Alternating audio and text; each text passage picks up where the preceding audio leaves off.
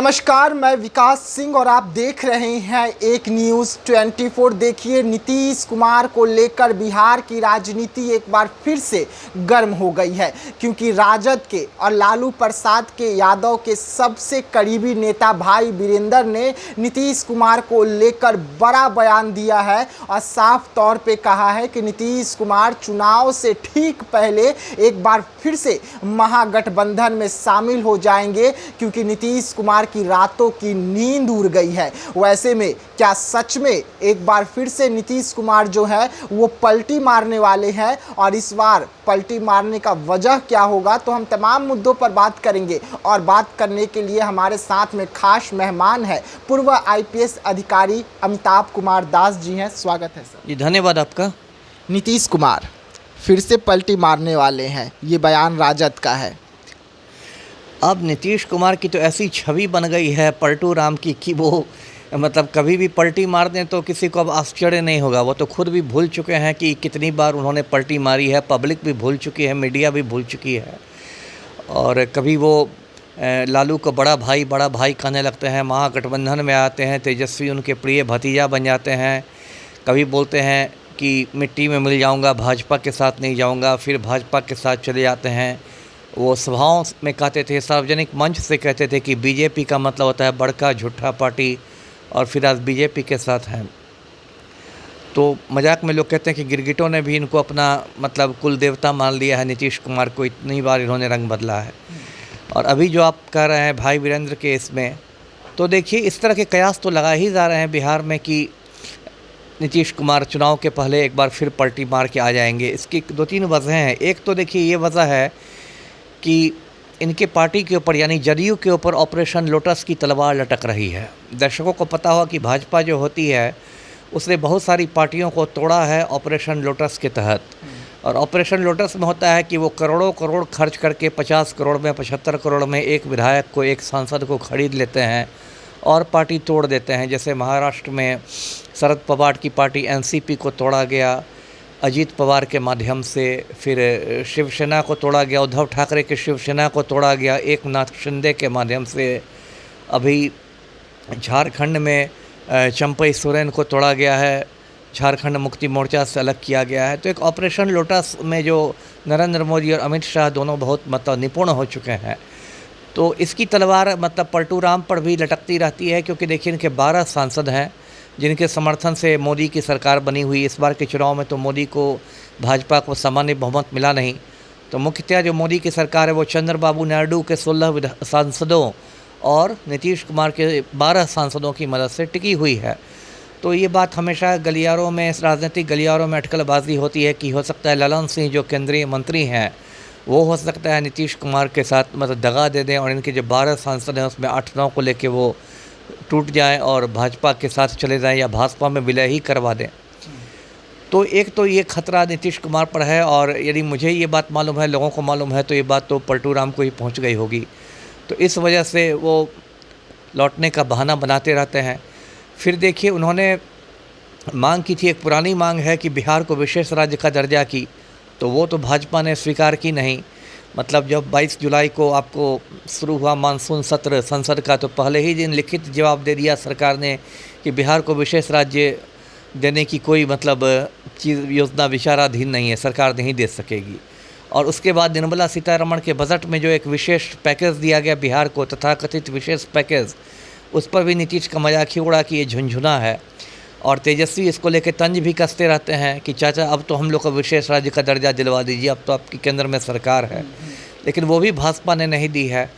इसी तरह देखिए जो जातीय जनगणना के बाद इन्होंने आरक्षण की सीमा बढ़ा दी थी 65%, उसको पटना हाई कोर्ट ने रद्द कर दिया, सुप्रीम कोर्ट से भी राहत नहीं मिली। तो इन लोग की मांग है कि 9वीं अनुसूची में उसको शामिल किया जाए, जिससे कि न्यायिक समीक्षा से वो बाहर हो जाए। लेकिन वो भी केंद्र सरकार 9वीं अनुसूची में नहीं शामिल कर रही। तो इस तरह की बहुत सारी चीज़ें हैं जिससे नीतीश कुमार जो है वो थोड़ा कहते हैं आपकी असहज हो गए हैं भाजपा के साथ। तो कहीं ना कहीं वो एक, मुझे लगता है कि वो एक बहाना खोज रहे हैं भाजपा का साथ छोड़ने का। और किसी दिन वो बहाना को वो कह देंगे कि चूँकि हम मतलब बिहार को विशेष राज्य का दर्जा नहीं मिल रहा है, इसलिए मैं राज्य हित में छोड़ रहा हूँ भाजपा का साथ और उसके बाद वो कोशिश करेंगे विधानसभा भंग करा के, हो सकता है मध्यावधि चुनाव करा देने की। जी लेकिन भाई वीरेंद्र का कहना है कि अब नीतीश कुमार जब रात को सोने के लिए जाते हैं तो चौंक कर उठ जाते हैं, और ऐसा उनके साथ रात में 2-3 बार हो जाता है कि नीतीश कुमार बिस्तर पर उठ के बैठ जाते हैं कि, और उन्हें ये ख्याल आता है कि गुंडों के साथ हैं वो इस वक्त। नहीं, अब ये तो मैं नहीं जानता क्या भाई वीरेंद्र उसी कमरे में रहते हैं या बगल वाले कमरे में रहते हैं। ये तो खैर मुझे लगता है ऐसे ही उन्होंने मतलब मजाकिया लहजे में कहा होगा, क्योंकि ऐसा तो नहीं कि भाई वीरेंद्र मुख्यमंत्री आवास में सीएम के ही बेडरूम में रहते हैं बगल वाले कमरे में, कि वो गिनते रहते हैं कि 3 बार पलटू राम उठे कि 2 बार उठे। ये बात उन्होंने मजाकिया लहजे में कही है, सब समझ रहे हैं सुनने वाले भी। लेकिन हाँ, ये बात तो सही है कि ऑपरेशन लोटस का तो टेंशन है ही पलटू राम को, और उनको लग रहा है कि किसी ने अचानक इनकी पूरी पार्टी को हाईजैक कर लिया भाजपा ने, तो ये तो कहीं के नहीं रह जाएंगे।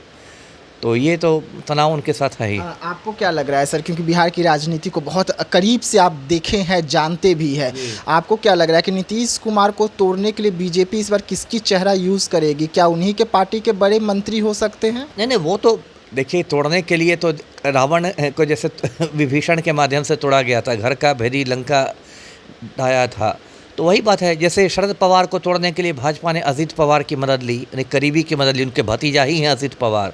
उद्धव ठाकरे को तोड़ने के लिए मतलब आपको इसकी एकनाथ शिंदे की मदद ली गई, जो पार्टी के सीनियर नेता थे। या हेमंत सोरेन को तोड़ने के लिए उनके करीबी चंपई सोरेन की मदद ली गई।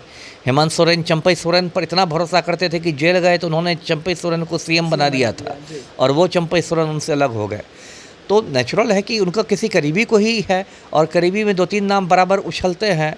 एक तो ललन सिंह का नाम आता है, कई बार 1-2 बार अशोक चौधरी का नाम आता है, कई बार दोनों का नाम आता है कि अशोक चौधरी और ललन सिंह दोनों मिलके ये गुल खिला सकते हैं। इधर अशोक चौधरी का दिल्ली दौरा भी बहुत बड़ा है, उन्होंने एक किताब लिखी और किताब बांटने के बहाने बराबर दिल्ली जाते रहते हैं।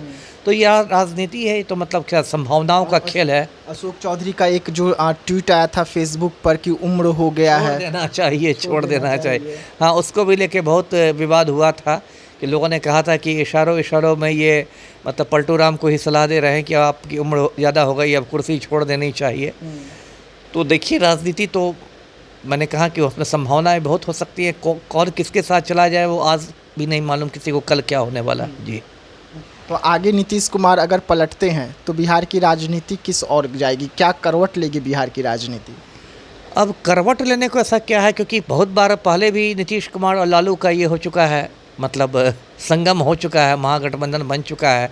इसी साल आप देखिए 28 जनवरी तक तो दोनों साथी थे। 28 जनवरी को उन्होंने पलटी मारी है और फिर 12 फरवरी को विश्वास मत हासिल किया है। तो बिहार में थोड़ी बीजेपी की हालत थोड़ी कमज़ोर हो जाएगी। एक तो ये बड़ा फ़र्क आ जाएगा, बीजेपी सत्ता से बाहर आ जाएगी, राजद सत्ता में आ जाएगी। तो मेन तो करवट मुझे यही दिखाई दे रहा है। और चुनाव में असर होगा? हाँ, चुनाव में तो असर होगा ही होगा, चुनाव में तो बहुत असर होगा। यदि सच में लालू और नीतीश हाथ मिला लेते हैं। अभी एक नया भी फैक्टर आया है बिहार की राजनीति में, प्रशांत किशोर फैक्टर, जनसुराज पार्टी का फैक्टर, तो वो भी बिहार की राजनीति को प्रभावित कर रहा है। और कहीं ना कहीं लालू और नीतीश दोनों भले ऊपर से उतना नहीं बोलते हो, लेकिन अंदर अंदर दोनों थोड़ा डरे हुए हैं। क्योंकि जिस तरह से प्रशांत किशोर ने कहा कि मैं 75 मुसलमानों को खड़ा करूंगा, मैं राजद के लालटेन की किरासन तेल निकाल दूंगा, तो ये सब बातों से लालू टेंशन में है। जिस तरह से वो बहुत सारे मुद्दे उठा रहे हैं नीतीश के विरोध में कि मैं शराबबंदी ख़त्म कर दूंगा, शराब चालू कर दूंगा, तो इससे नीतीश कुमार थोड़ा घबराए हुए हैं। भूल सर्वेक्षण को जो भी बिहार में रोका गया है वो भी प्रशांत किशोर के हमलों के बाद ही रोका गया है।